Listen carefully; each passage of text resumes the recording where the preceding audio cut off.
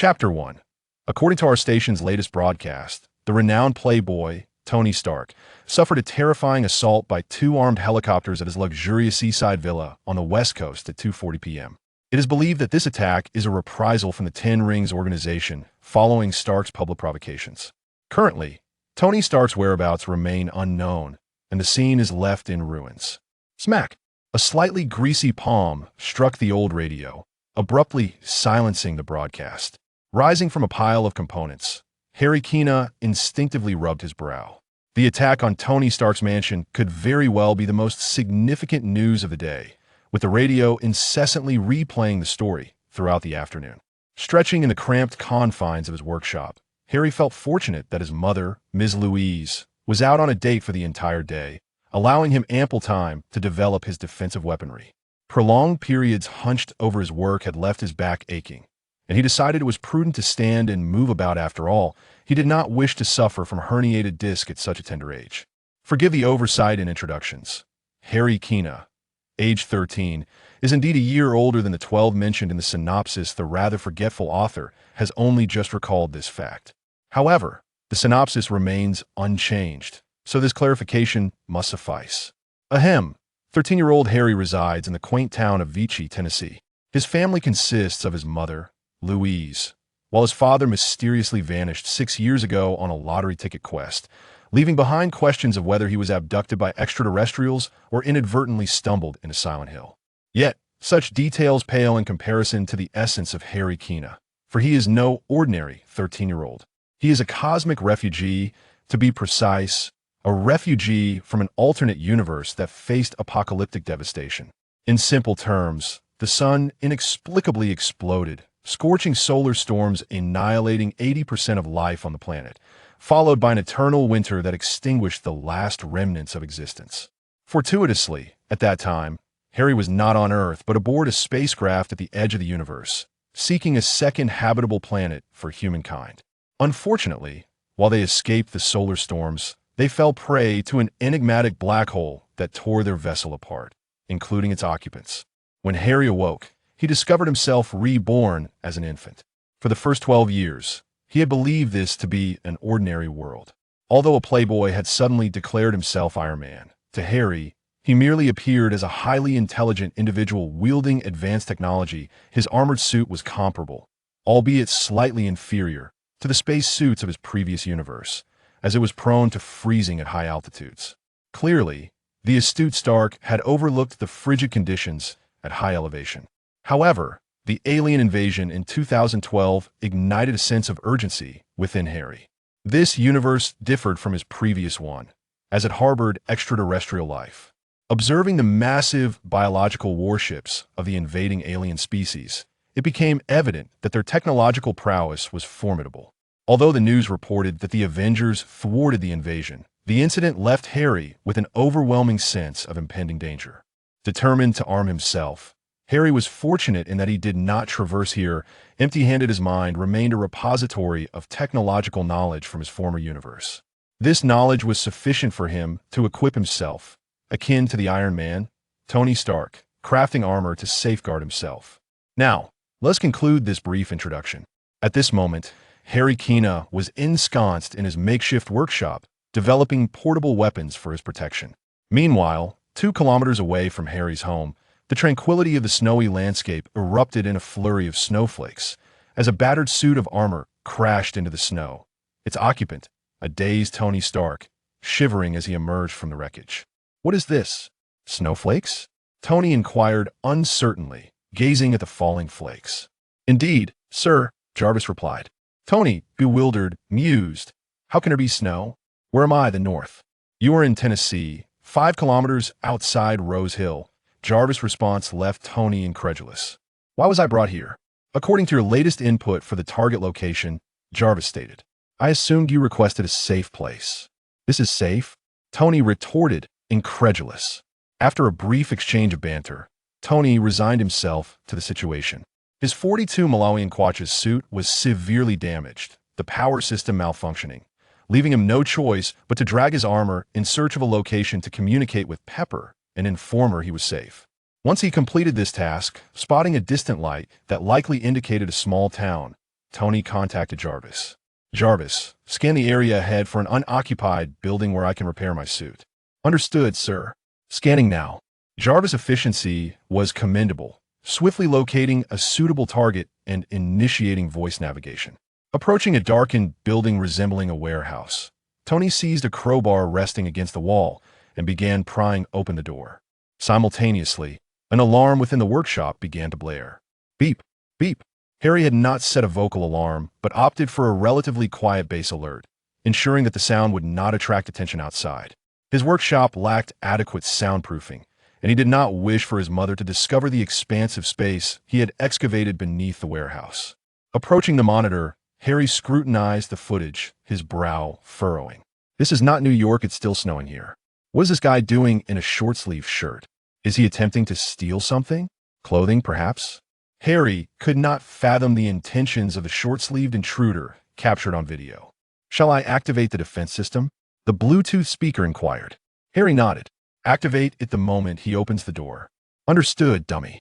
Outside, Tony Stark trembled as he pried at the door, while Jarvis issued a warning in his earpiece. Sir, an unusual signal source has been detected. You may be under surveillance. What? Tony's hands continued their work, and he had just managed to pry open the warehouse door.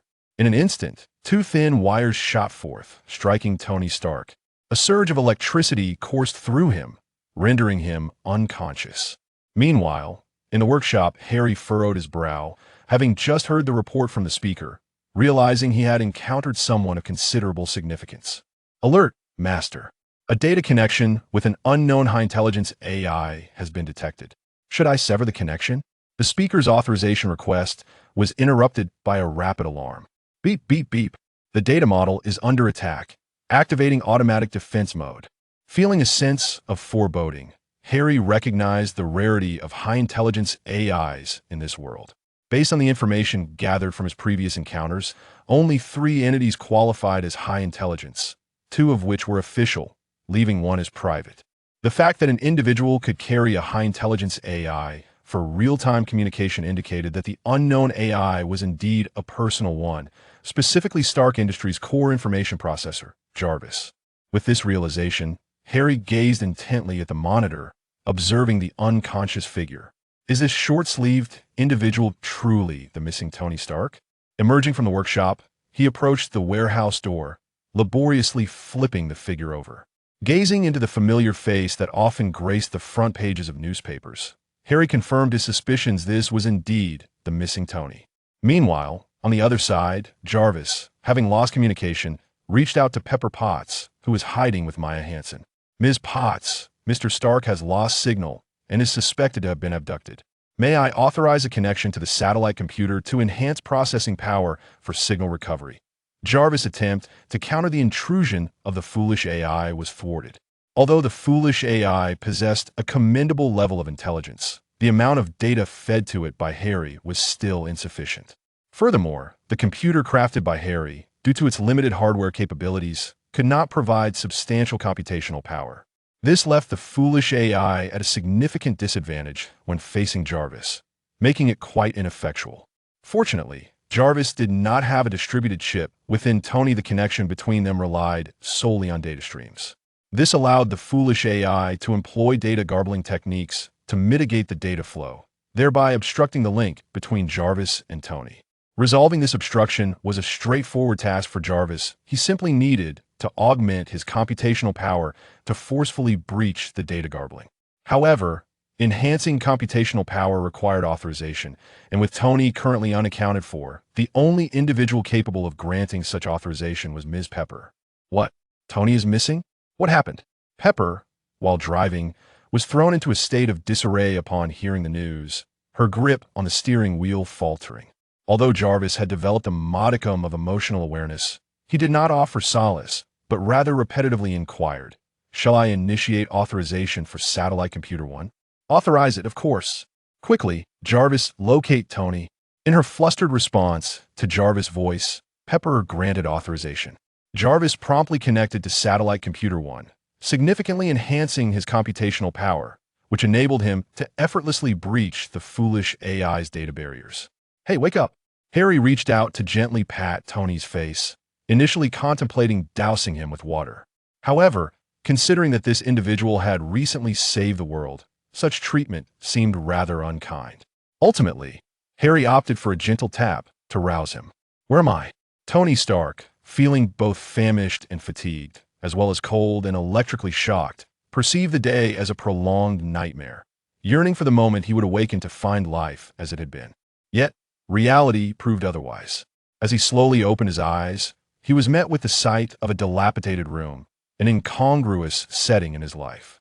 What was I doing before? In his groggy state, Tony began to reflect on his prior experiences, and the dismal memories of the day surged back to him, leading him to recall where he currently found himself. His gaze wandered and landed upon the small boy before him. "Hey boy, is this your home?" "Well, to be precise, this is my family's storage." Harry nodded, appearing to confirm that Tony was indeed regaining consciousness. "Why is there a stun gun in your family's storage? What about your parents? Don't they fear you might get electrocuted? They are truly negligent guardians." True to his nature, Tony Stark's first words were far from congenial. Harry regarded Tony with an impassive expression and replied flatly, "My mom went out on a date tonight, and as for my dad, he went out to buy a lottery ticket. I assume he must have one, otherwise he would have returned 6 years ago." My apologies, child." Tony Stark's expression stiffened. He had not anticipated that his words would strike such a sensitive chord. "Oh, the illustrious Tony Stark is actually apologizing to someone?" Harry arched an eyebrow. Disbelief etched across his face, causing Tony's lips to twitch in irritation. "Hey, I'm starting to dislike you." "Whatever. All right then, child. Can you enlighten me as to where we are? You should know, right? Would your AI just abandon you?" Upon hearing Harry's words, Tony suddenly realized that the silence around him was rather unsettling, prompting him to call out for Jarvis. After 2 unsuccessful calls, Tony began to feel anxious. Thankfully, on the 3rd attempt, he finally received a response. "Jarvis, what is happening? Why didn't you respond when I called for you earlier?" "We're all data traversed. Here, they would be granted maximum computational capabilities, enabling them to jointly resist Ultron's advances." Damn it, who could it be? In the castle of Baron Strucker, Ultron, having fled from Tony's tower, established this place as his new stronghold.